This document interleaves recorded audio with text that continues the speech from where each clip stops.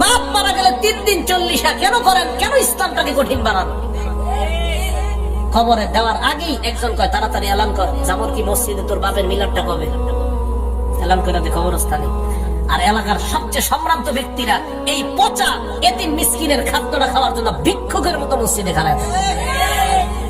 সবচেয়ে সম্ভ্রান্ত ব্যক্তি লজ্জা শরম করেন আপনার? আমারে বলতে পারেন না আমি খাই না। যেদিন থেকে ওলাম উস্তাদরা বলছে এগুলা খাইলে দিল মইরা যায়, আমার মনেও নাই কবে খাইছি সর্বশেষ।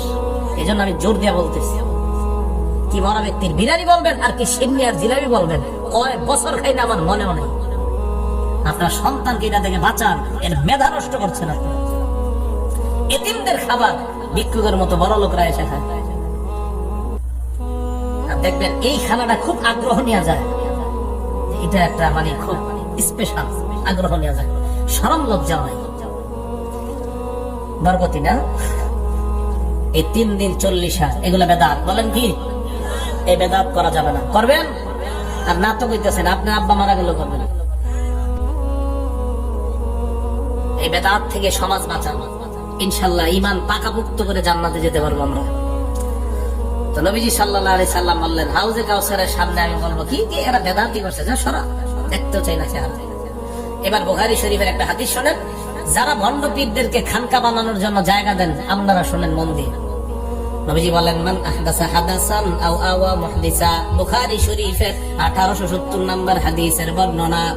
নবীজি বলেন কেউ যদি বেদাত বানায় ইসলামের মধ্যে, অথবা কোন মানুষ যদি বেদাতিকে জায়গা দেয়, আশ্রয় দেয়, প্রশ্রয় দেয়, কেউ নেই হুজুর আমার একদম জানের জান পিসাব, তো জায়গা দিছি, আমার একটা জায়গা দিয়ে দিছে, তো উনি খানকা হইলা বেদাতের গোডাউন খুইলা এই জায়গায় খুলছে।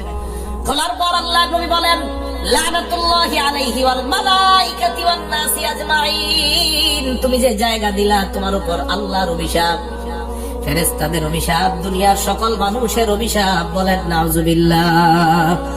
যে ব্যক্তি কোন বেদাতি কর্মকাণ্ডের জন্য আশ্রয় প্রশ্রয় জায়গা দেয় তার উপর আল্লাহর অভিশাপ, ফেরেশতাদের অভিশাপ, সকল মানুষের অভিশাপ। জামর কি এলাকাটা আল্লাহ যেন বেদাত মুক্ত এলাকা বানায় দেয়, পুরা বাংলাদেশকে আল্লাহ বেদাত মুক্ত বানায় দেয়। আমাদের দেশে 90% মুসলমান, আমরা দাবি করি আমাদের দেশের মতো বেদাত ইন্ডিয়া পাকিস্তানও আছে, কিন্তু আমরা সংখ্যা দিক থেকে অনেক কম তাদের চেয়ে। এই সংখ্যা অনুযায়ী আমাদের দেশে বেদাত খুব বেশি। নদীর ওই পারে প্রচুর আছে, আমাদের চিটাঙে প্রচুর আছে, এই এলাকার খবর জানি না। থাকলে চেষ্টা করবেন, নবীজি নিজ হাতে কাটছে, তো বাকিটাকে আমি বুঝাই দিতে কি করবেন। রাসূল করিম সাল্লাল্লাহু আলাইহি সাল্লাম বললেন বেদাতিকে যদি কেউ আশ্রয় প্রশ্রয় দেয় তার উপর আল্লাহর অভিশাপ, ফেরেশতাদের অভিশাপ, সকল মানুষের অভিশাপ। আল্লাহ আমাদের সকলকে বেদাতি কর্মকাণ্ড করা, বেদাত আমাদের বুঝাইতে হবে, আমাদের রাষ্ট্রপ্রধান যারা তাদেরকে বুঝাইতে হবে যে এই বেদাতি কর্মকাণ্ড আপনারা বন্ধ করেন, তো দেশের উপর শান্তি আসবে। সবাইকে বুঝাইতে হবে যে বেদাত শিরিক দেশে অশান্তি আনে, বেদাত শিরিক দেশে শান্তির পথে বাধা। টেলিভিশন সিনেমা তো আসি, শিরিক বেদাত এগুলো শান্তির পথে বাধা।